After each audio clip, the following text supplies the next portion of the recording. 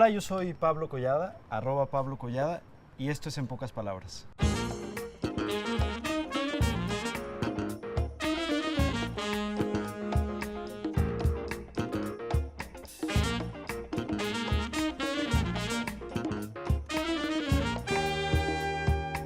Hace unos días, miles de estudiantes en todo el país regresaron a las clases.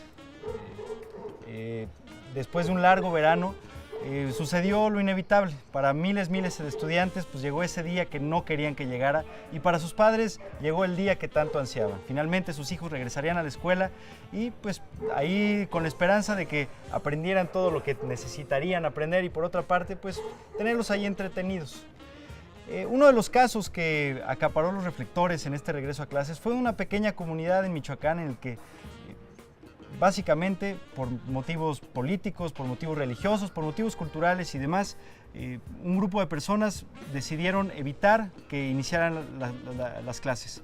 En ese momento pues se armó todo un merequetengue, los medios fueron a ver qué sucedía y pues básicamente había una serie de discordancias entre las necesidades que tenía la gente o lo que querían que ciertos grupos de personas tuvieran respecto a la escuela y el sistema educativo. Finalmente lo que decidieron fue crear nuevas aulas a varios kilómetros de ahí, lejos de la comunidad, y los niños, bueno, pues tendrían que hacer ese viaje todos los días.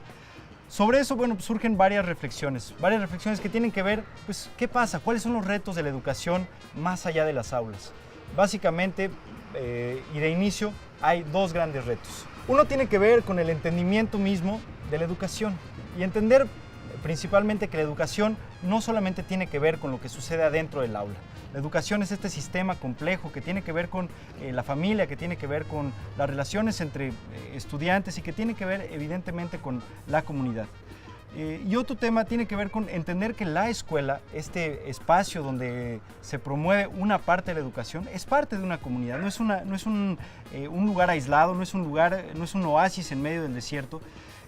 Y es importante entender eso. ¿Y cómo lo entendemos? Bueno, entendiendo que son diferentes las circunstancias de Chimalhuacán que las circunstancias de Ciudad Neza o de una comunidad en Michoacán, Chiapas o en el norte del país.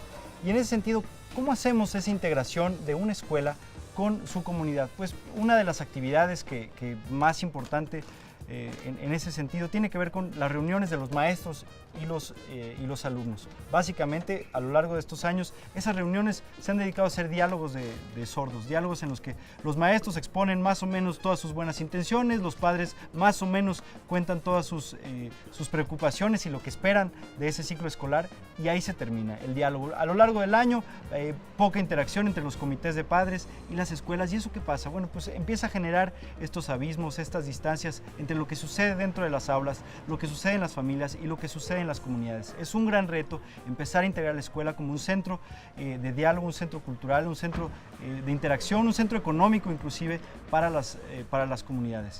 Esperemos que ahora que viene un nuevo gobierno con la necesidad de plantear nuevos programas educativos y una nueva estrategia para entender la educación, tome en cuenta esto y todos los demás retos que tienen que ver con la educación afuera del aula. Bueno, yo soy Pablo Collada, @Pablo Collada, y esto fue En Pocas Palabras.